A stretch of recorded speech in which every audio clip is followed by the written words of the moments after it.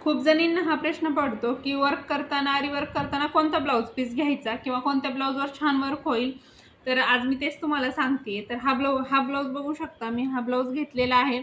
हा plain red कलरचा blouse piece आहे आणि 1 मीटरचं कापड आहे. 1 मीटर कापड लागतं आपल्याला. फुल एल्बोपर्यंत स्लीव्ज घ्यायच्या असतात. तर त्यासाठी 3/4 स्लीव्हसाठी 1 मीटर कापड लागतं वर्क करण्यासाठी.